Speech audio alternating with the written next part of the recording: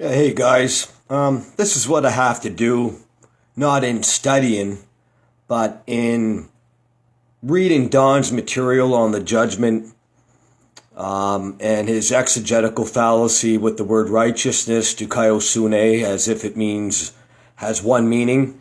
And I will prove in the debate with Don that it is an exegetical fallacy, what he's doing in his response article on his site to me on the 70 weeks of Daniel, and going to 2 Peter 3:13, heaven and earth where righteousness dwells.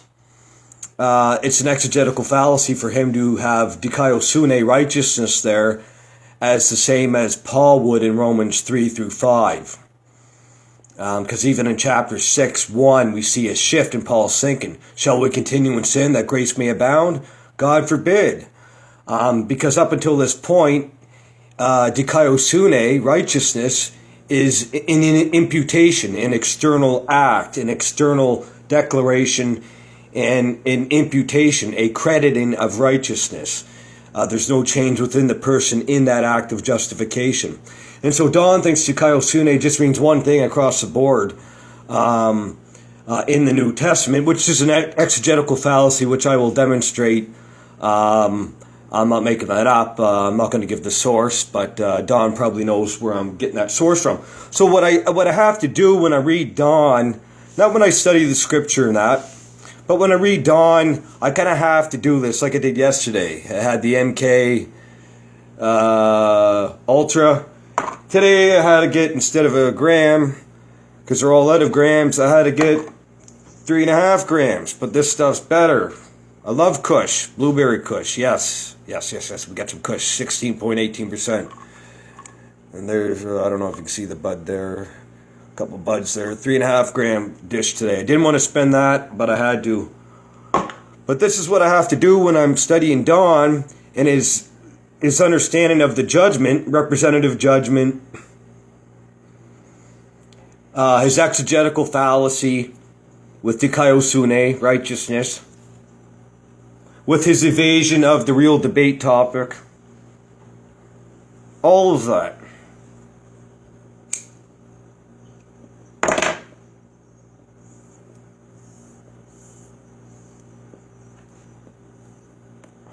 And so, Don, this bud is for you. You know the Bud commercials? This bud is for you, Budweiser.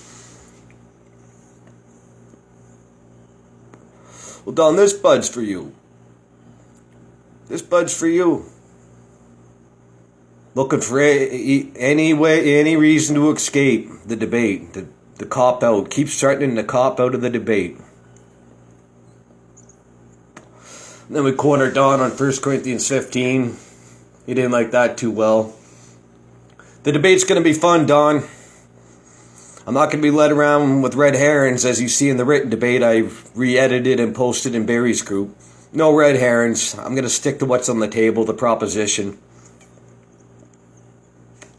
And people are going to know the proposition before the debate even starts. So they can watch you and mark my words that you're going to deviate to, when is the judgment?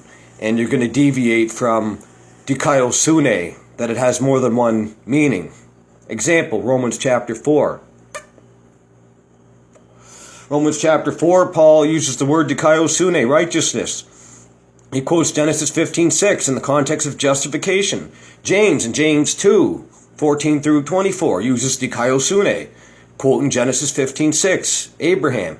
And speaking of justification, are they speaking of the same justification?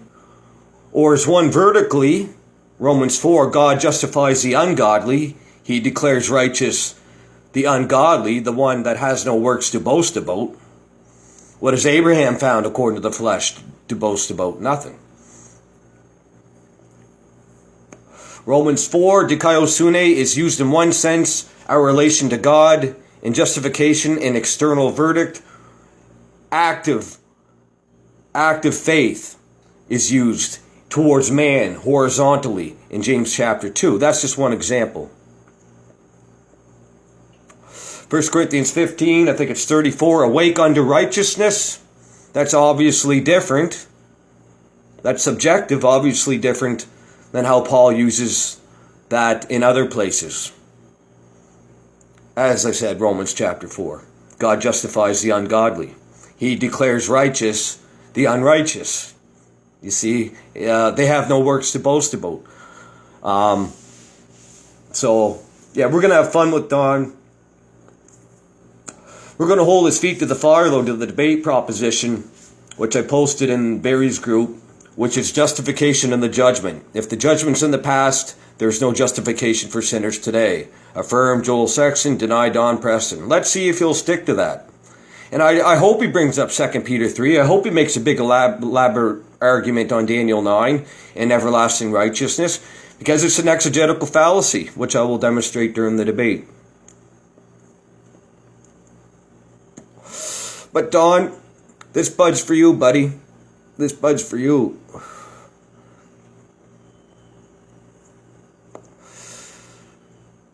Poor Don. Poor Don.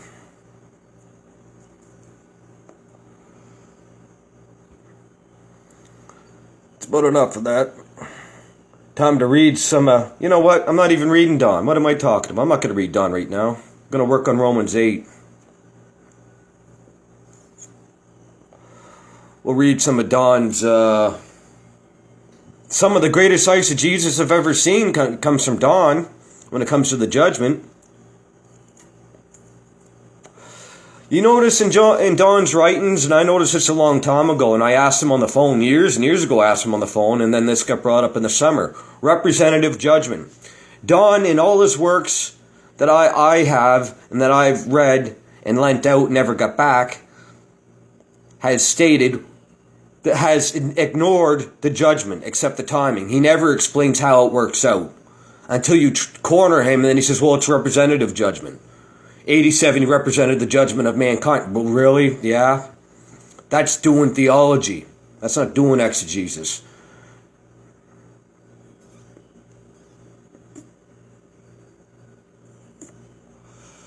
So this bud's for you, Don. This bud's for you, my friend.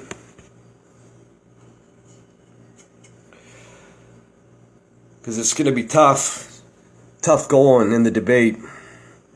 It's going to be a tough go for you, buddy.